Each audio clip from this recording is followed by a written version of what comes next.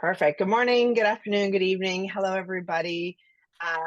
Please make yourself here, allow yourself to arrive here. My name is Lisa Bayless. I'm the Education Director for CMSC, and I am so happy to have you arriving and joining us on this Tuesday to learn a little bit more around our self-compassion and psychotherapy, our self-compassion and psychotherapy program. So we're here to answer some questions, tell you a little bit about the program, introduce some incredible facilitators who are going to guide us through our upcoming cohort. I'm so happy to welcome the amazing Galia, Tyano, Ronen. I hope I've pronounced everything as correctly as possible, dear Galia. Thank you for arriving all the way here today. And my dear friend Jorge Armesto, who is going to get us started in this session with a bit of a soft landing before we jump into any of the questions and content. So Jorge, if I can turn that to you as we welcome people in, it'd be lovely to hear from you. Okay, hello everybody. How are you doing? It's good to see new faces. So let's just do a very brief soft landing. And if you're familiar with MSC or with self-compassion, soft landings are really an opportunity to come to the present moment, to be rather than do. So the invitation is to just make a U-turn and just go inward. You feels right, close your eyes or hold a soft gaze. And then take a moment to feel the support, the points of contact, your body being supported by the chair or the couch. And by extension, the support of that chair with the ground and ultimately with Mother Earth. And just taking a moment to feel into that support.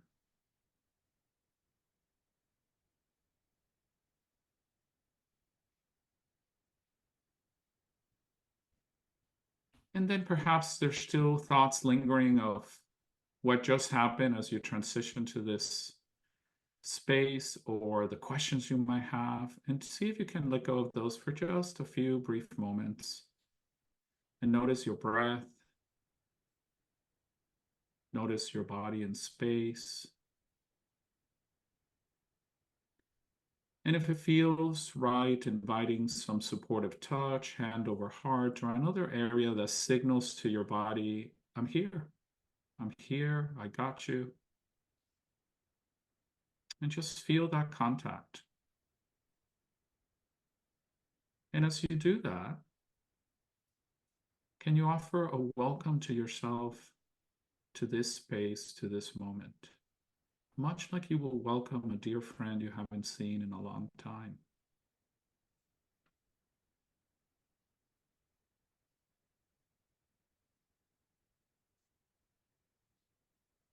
And then just gently releasing this soft landing and just bringing your attention from the inside to the outside, taking a moment to gently open your eyes, seeing the beautiful faces in front of you.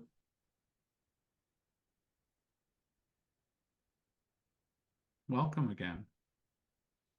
So good to see you. Thank you, Jorge, for helping us arrive for this session today. And to learn more about this SCIP program, we're going to start off with more of an interview where I ask Jorge and Galia some questions that may be some of the ones that are percolating for you. And so my hope is that they can answer a couple of the first questions that may come up, and then we're going to give some space to have you ask some questions if you have them too. So if and as we're going through, if something's coming up, jot it down. You're welcome to put them in the chat as well. We will be using that as a structure to answer questions. But why don't we start with hearing from dear Galia. Galia's been with this SCIP program since its inception, and I would love to hear from you, Galia. Why was SCIP originally created? Can you tell us a little bit more about why it's come into this world? Yeah. First of all, I just want to say hello to everyone. I'm very, very happy to be here in your presence, and especially I feel that every time we speak about SCIP, there's sort of lights inside of me, something very joyful. Because SCIP was created specifically for psychotherapists. And it was out of a need to just implement self-compassion in psychotherapists. The psychotherapists and the healthcare professionals and the coaches who took the MSc course, the Mindful Self-Compassion course, or even became teachers of mindful self-compassion, found themselves, as I'm sure Jorge did and I did as well, we found our own creative ways of suffusing self-compassion into our work. And so there was no community, and we were doing our best. And so we each come from a different country and different background and different culture. And we just felt that this diversity, like we can maybe feel it here also when we are, let's say, we were a lot of people. This was a very big course. There was this diversity, how wonderful it was to be able to contribute. Each one was bringing their own wisdom from all over the world. And since self-compassion can be applied as a trans-theoretical and trans-diagnostic approach, we really felt that it fits all. So we decided in the Center of Mindful Self-Compassion that since we can gather clinicians from all over the world who see the importance of self-compassion for mental health and for well-being, and they really want to integrate it into a more meaningful and deep psychotherapy, we said, okay, let's just do it. So this took a lot of time to design it together and to find psychotherapists, maybe like you, who wish to use their personal mindfulness and compassion practice as a foundation, just to support therapeutic relationship, therapeutic interventions. I think one of the most important things is the possibility of nourishing ourselves and preventing burnout. I just came right now from a meeting with a client. She was very, very emotional and not easy at all. And this is what happens to us, that we just are fully with our clients, sharing their life situations, knowing how difficult it can be, and to have a program where you learn practical tools to support ourselves so we can then share them with them too is really, really wonderful. So we just built a community that continues to meet every month, and a community of colleagues and experts. And it's a great resource for us all. And aren't we so glad you did, because this community continues to give back into the world and continues to grow this work and their practice with self-compassion. We're so very lucky. We're heading into our 4th year of SCIP. So this is not a new program, it's just an evolved program, and we continue to make shifts and changes. Jorge, if people were considering this as a program to learn for, who should show up for this kind of training? Who's the right person for SCIP? Well, and Galia, thank you. And Galia mentioned some of this. You know, it is focusing on clinicians and psychotherapists, and we use that term broadly too. But anyone who's really interested in bringing self-compassion to not only their personal lives, because the practice begins with us. That's a really key thing, right? And we focus on that too. How do we sustain and maintain the practice of self-compassion in ourselves? Because this is not something that you just learn a few concepts and teach it. We focus a lot on embodying the practice and then bringing that to the therapeutic space. But if you're interested in that, then SCIP is for you, because what we really are focusing on is how to bridge that from personal practice, from resourcing ourselves with self-compassion, an antidote to burnout, as Galia mentioned, which is key, to then bringing that particular presence to the therapeutic space with clients. And it requires, it's not about teaching clients self-compassion, it's about infusing the therapeutic space and the relational space with self-compassion. And so if you're interested in that, then that's what we focus on in SCIP. And just highlighting also something that Galia mentioned, which was the what we know from research. We know from research that self-compassion is trans-theoretical. It doesn't matter if you're psychodynamic, CBT, DBT, doesn't really matter. It works across theories, but also it is found in, it also works across diagnostic categories, because we know that people who are greater in self-compassion have better well-being in general. And a lot of what our clients, as you know, are struggling with is on being really harsh with themselves. How many of you have clients who beat themselves up all the time? How many times we beat ourselves up all the time, right? So this is part of what this is why it just works. It works, but it requires a lot of attention to the nuance of bringing it to the therapeutic space, and that's the focus. So it will be very experiential, if you like, and also the power of community. That we're doing this in a small community over an extended period of time, and there's something really beautiful about that, because we are really practicing what we're learning as we go along. It's very experiential. So I'll stop there. That's so helpful to hear those pieces and to think about if this relates to your practice. And as Jorge's saying, for most of us, it does. We can know that our own practice and sharing this in our therapeutic, relationships with our clients can be super helpful. And this is embodied throughout this training. Galia, can you tell us a little more about what participants should expect to learn about, especially with our upcoming cohort? There's 12 weeks. What are some of the content pieces that the learning pieces that people can expect to take away from? Yes, first, just to continue what Jorge started, we have an abundance of resources. So a lot of videos from experts. And those videos first touch the 3 pillars. And the 3 pillars are therapeutic presence, relationships, and interventions.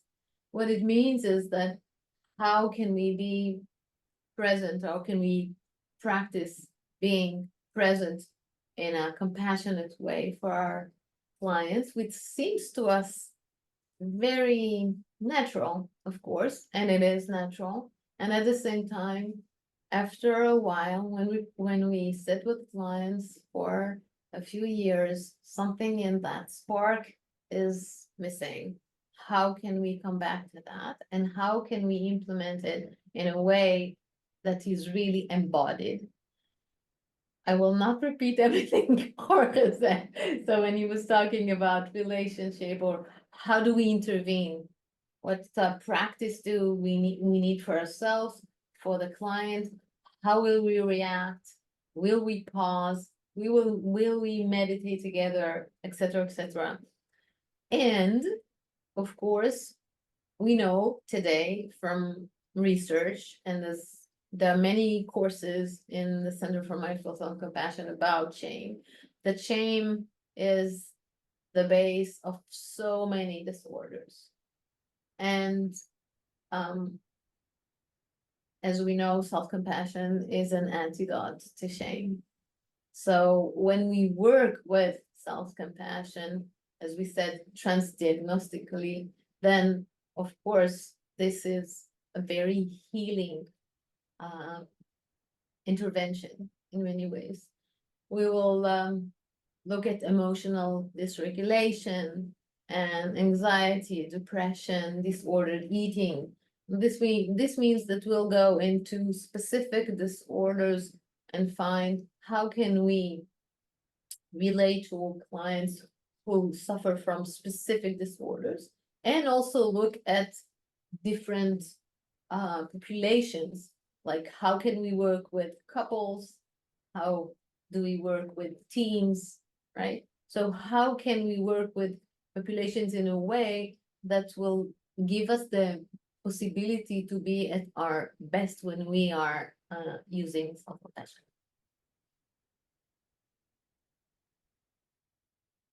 Thank you. And it's so rich with content and so many resources. I think this is one of the things that SCIP has offered over the few years of building the resource bank, the videos, the connections. Like there's a plethora of content. And yet I love how you said one of the key points in all of the learning is community that is built in this time together. So what a gift to take all those theoretical, those diagnostical approaches and apply self-compassion to it in a community that's learning together. So Galia, thank you so much for sharing some of those topics with us. Jorge, how would participants access this learning? So can you give us a little insight into, especially into SCIP 2024, this new way we're showing up? It's a little bit condensed in terms of this program is now 12 weeks, but it's also a real rich in connection points. What's it look like for our upcoming cohort? Sure. I wanted to, I'm happy to say that I wanted to add to what Galia said. I feel that SCIP is the difference between reading a book and living a book, fully being and living that book. And the book is compassion and self-compassion. And so the way that we will do that is there will be a learning platform, Thinkific, where the content of every week we will have content, and the key content will be videos by different experts. And we're going to go slowly with that. There's lots of videos. There's going to be a lot of optional videos. You might see it initially and you might feel a little bit overwhelmed, but the intention is to be a resource. We will specifically let you know what one video will be very important for that week for you to watch at your own time, right? And then all our sessions will be live online. So our sessions will be focusing on bringing the teachings of that week, some of the content of the video, and then turn it into experiential ways of learning to integrate with one another. So it's very hands-on, right? We have let some of the didactic. We know that all of you are smart, and you can take in some of the didactic by amazing teachers that we have, and then let's bring that and apply it experientially during our 3-hour sessions every week. So that's the in general the format. There will be a lot of all the sessions will be a lot of practice, small group exercises, demos, role plays, large group discussions, small group discussions. So that will be very interactive. So we believe that those 3 hours will go by quickly because we're going to be really engaged and moving. A lot of focus of this is on embodiment, right? And so part of it is we need to use our bodies to do the work. And so, yeah, so that's the general overview of how we will engage with the course. I love that. And I especially love how you refer to, it as a living book, because I think that one of the key essences of this training is that, there's a lot of theories, concepts, didactic learning. We can get so much out there. We're saturated with information, but what we don't always have access to is this embodied community, this connection to practice, this place of, learning together and feeling together and understanding together and being in community together. And, as you said, 3 hours in theory sounds like a long time, but as we know as facilitators, it's amazing how quickly it can go by when you're engaged in really meaningful and purposeful activities and that are connecting us together. So I love this. So you'll have access to not only a learning platform to do some of the thinking and learning, but also this ongoing regular connection points in person, online. So thank you, Jorge, for summing that up so lovely. Galia, I have another question for you. I keep going back and forth, but I'm stemming with some questions. I'm hoping it's helping others come up with some questions. Galia, if you like, what do you hope people would get from this training? What's the outcome that if they leave at the end of, and I just want to note there's the first step one, which is the 12 weeks, which is this more of this theoretical practicing. And then there is a second part. We haven't really touched on that yet. So the second step is more of the consultation. It's sort of diving deeper into the personal part of our practice. As people sign up for SCIP, what is your wish? What do you hope that they're going to get from this? What are the outcomes that they'll take away from this training? I can first maybe quote something one of the participants of cohort 2 told me a few days ago.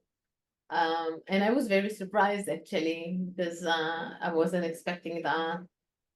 We were talking about SCIP, and she said that it's totally changed her life. So I was very, I said, what do you mean?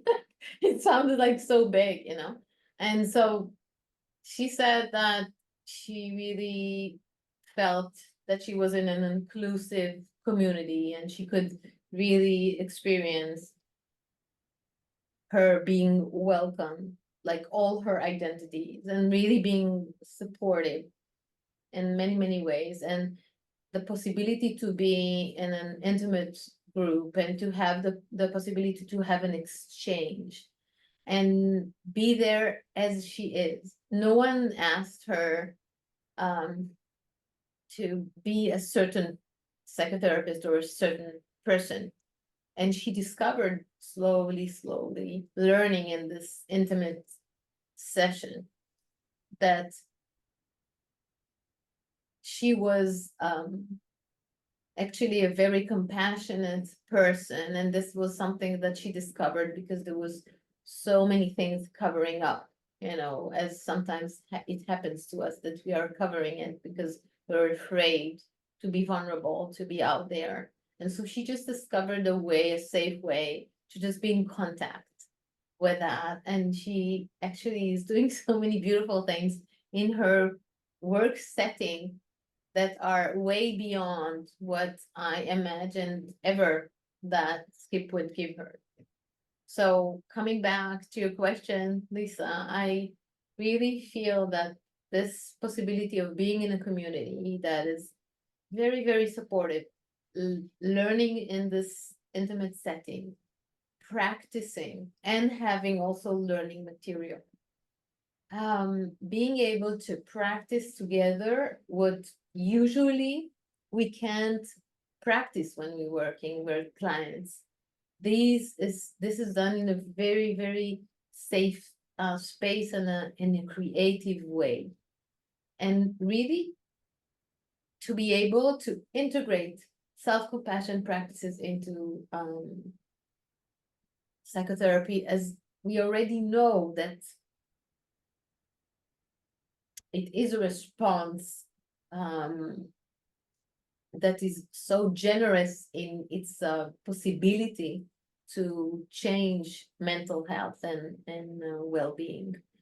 And I'm really looking forward to see how each and every one will just take the program as it is, the practices, the experience, you know, and just mold it in a way that is yours. This is what I feel is so wonderful, that each and every one of us, we are still us.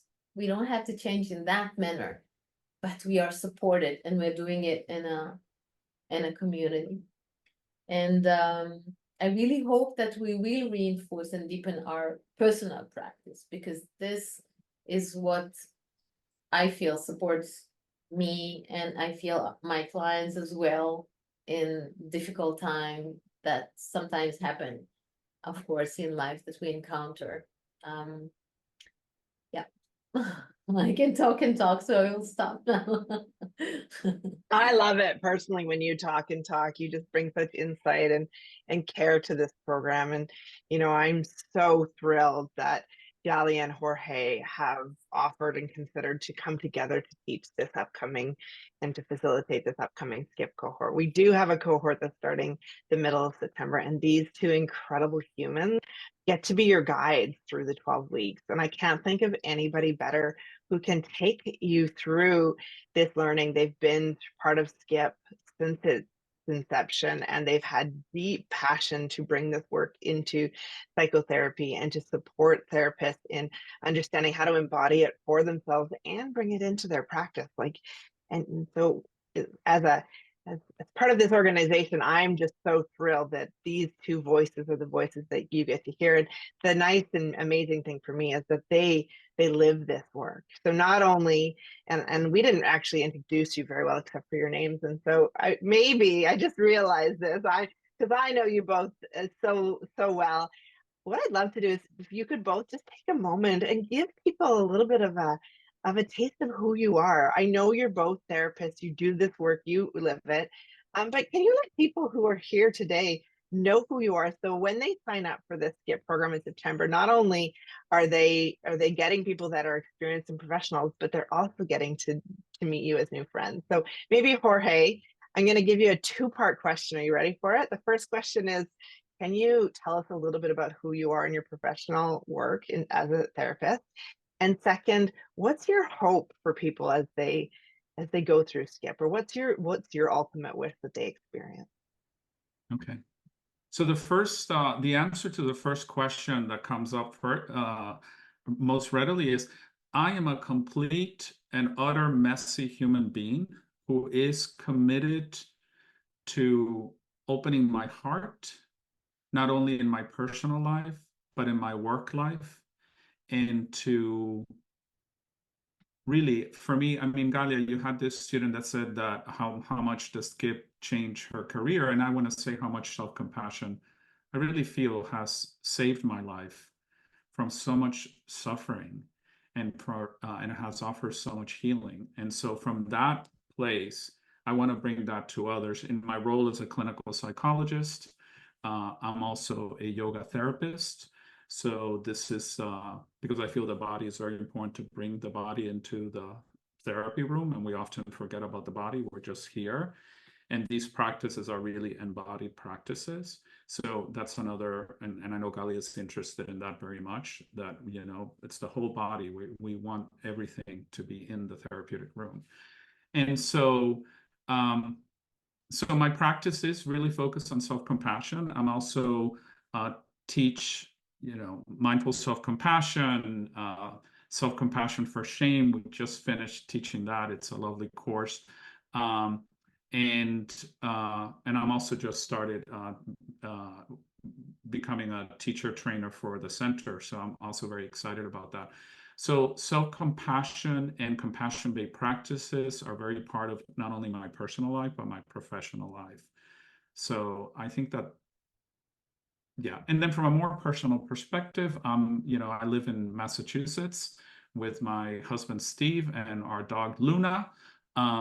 We have 2 young adult children who no longer live at home, and meditation, and it's a very also central part to my practice, not only professional, but also spiritual practice.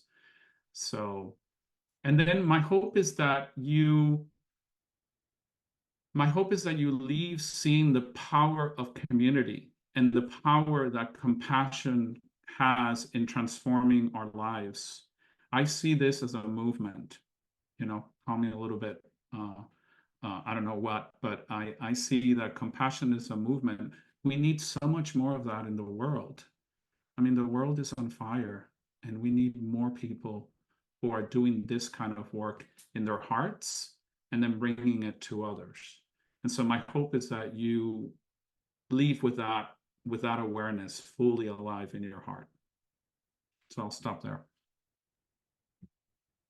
I wish you didn't. You could keep talking and I would just lean in and love it up so much. I love it when Jorge shares, but I also know we have another incredible facilitator, Galia. Sorry again, I didn't introduce you or get you to introduce yourself, but I would love it if you tell us a little bit about who you are, why this is important to you, and what do you hope these incredible humans who sign up for this training get from you and because of this course.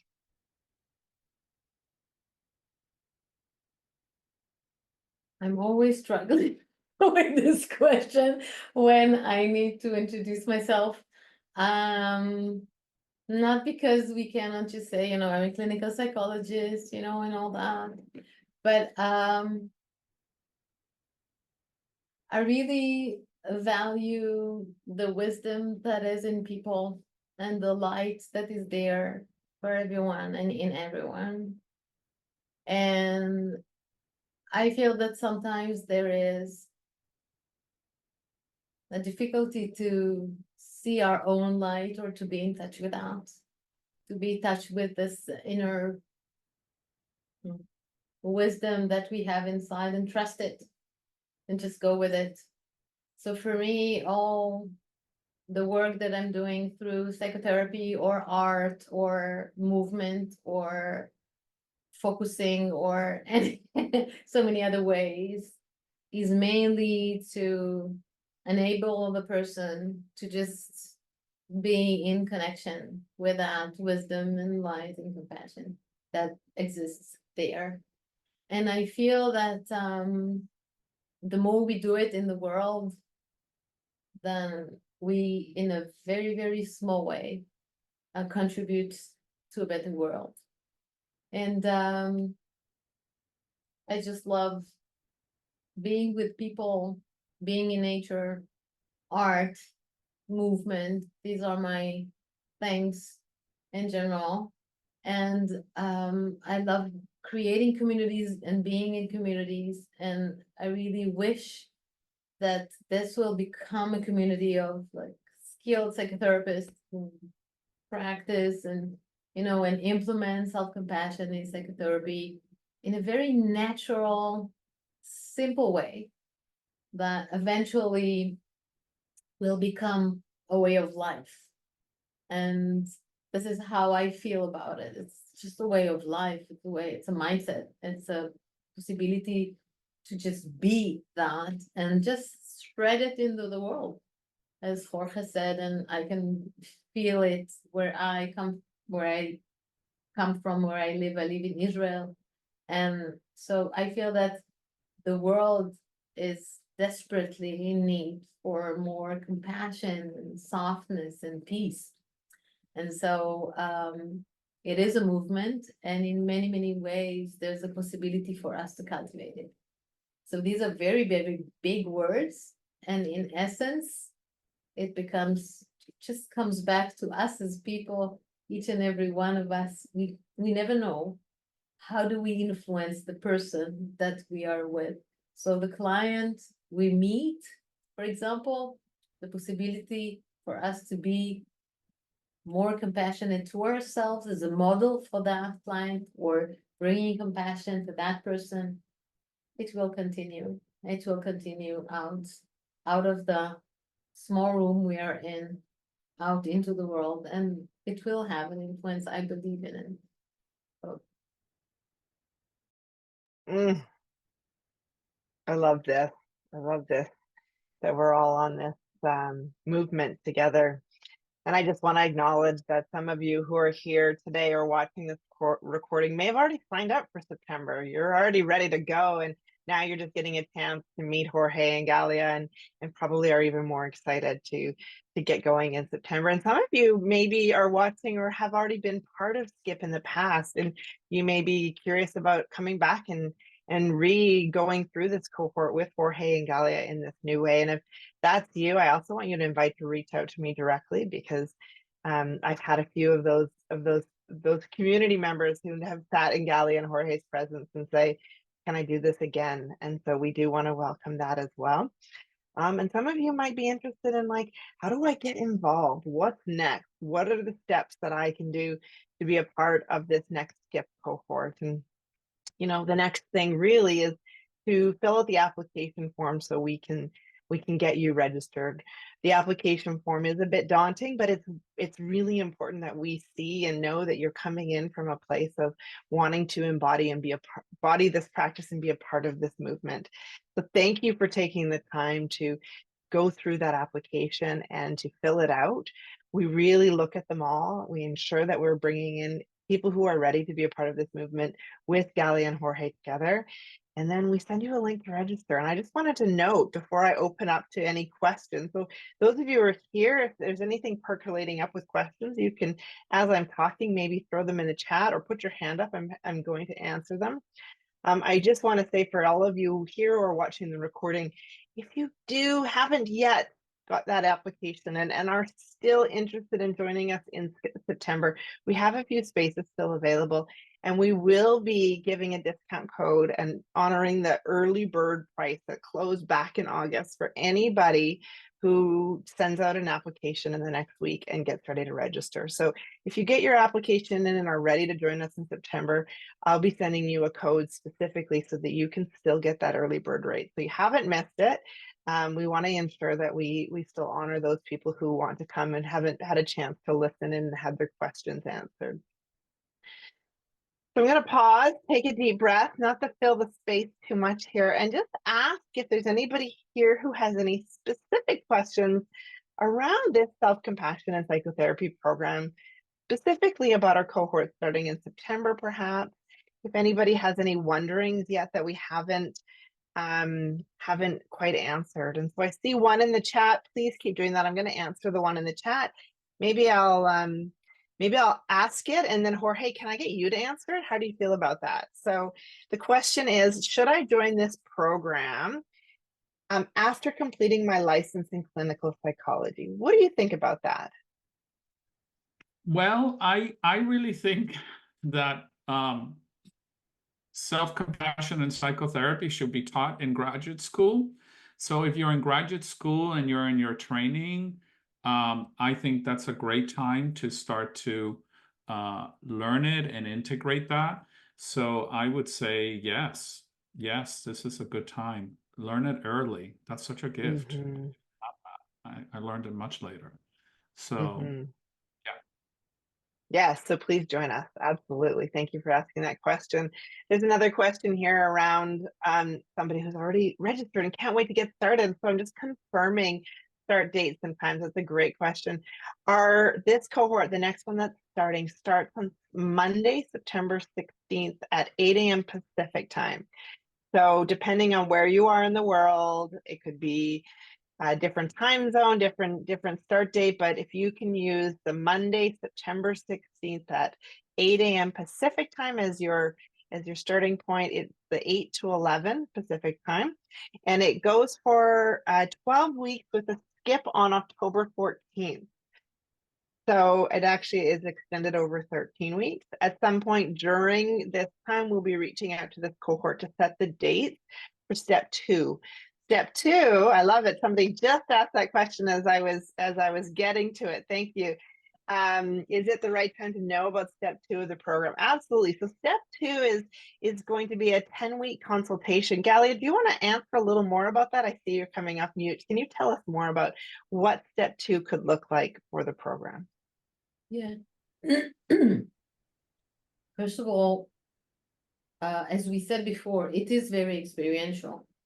And we are learning many things. And then we sort of have to digest that in ourselves and see how we can implement that in our clinical work.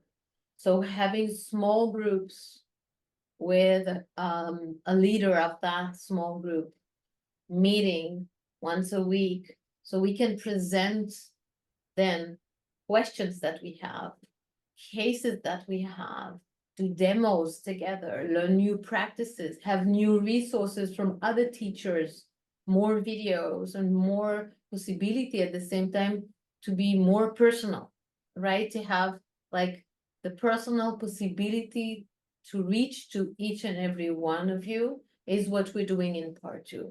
So it's not a supervision group, it's a consultation group, but it's sort of giving us a possibility to look from the inside and also from the outside. It's many situations that we encounter when we are in the therapy room.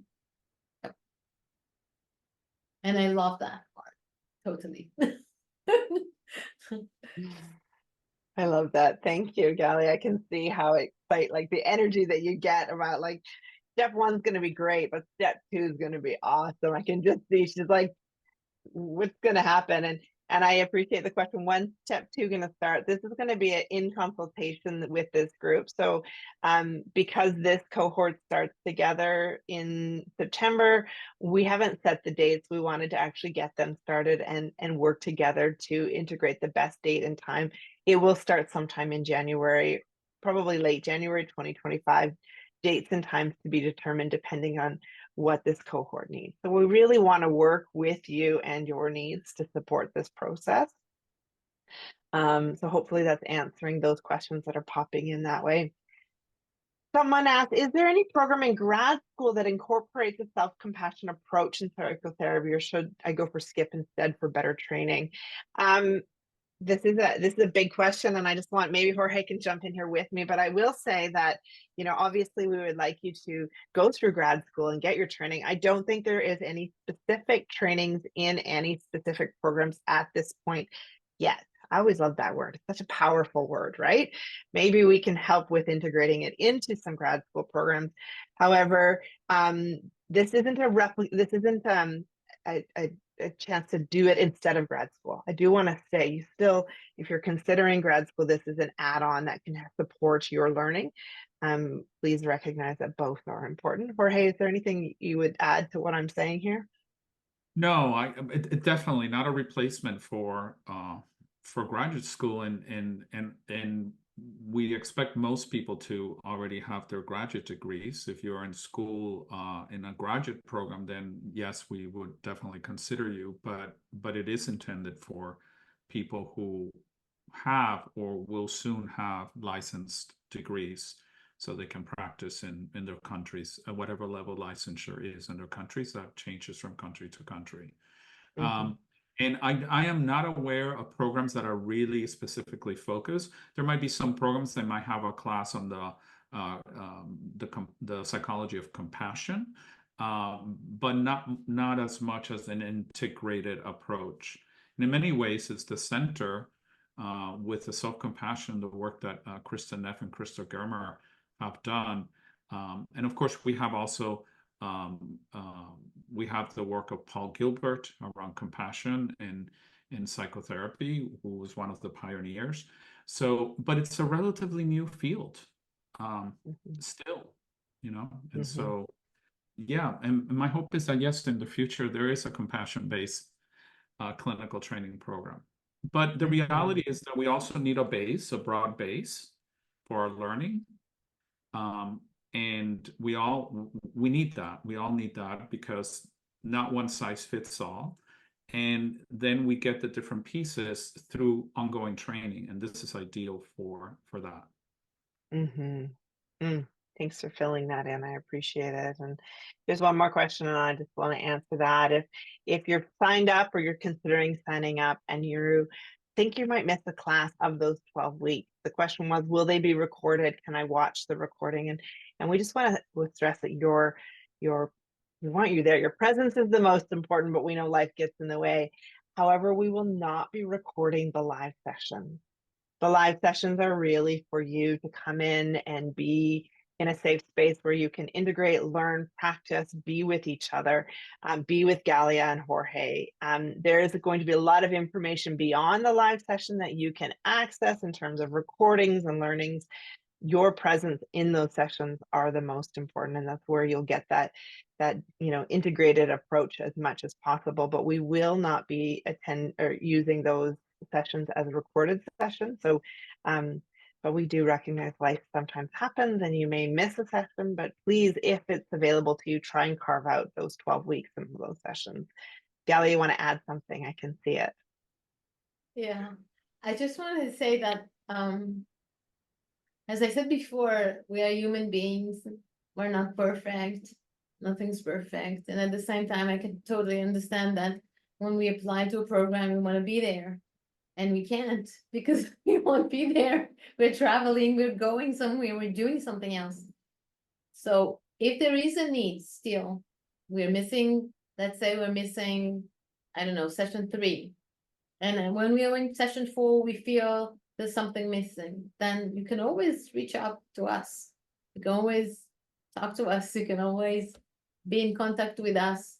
We can maybe meet you one-on-one. There's so many things we can do. All right. So this will not be a private session, but it might be sometimes that is a need. So the most important question that we're always asking when we practice self-compassion is, what do I need? So the possibility for us to recognize our needs and then to find ways how we can really nourish ourselves, be patient, and be really listening to these needs is really, really key. So if there is a possibility, we will be there, of course, for you 100% or 90%, as not perfect is, but please reach out to us if you feel that there's a need for something that was not given because you were not there. Thank you, Galia. And I think maybe unless there are other questions, I just want to leave with that reminder of that this training also answers and supports that self-compassionate question. What do I need? What do I need? And our hope is that you feel like you need this training to support your ongoing practice and your ongoing work for yourself and with your clients.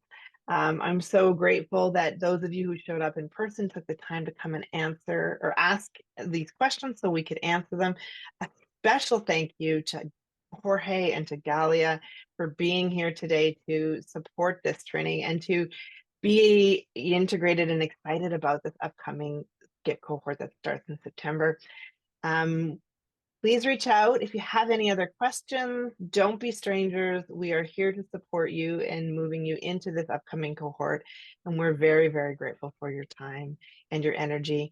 Last words, Jorge, Galia, anything you would like to wish to people as we close off this session?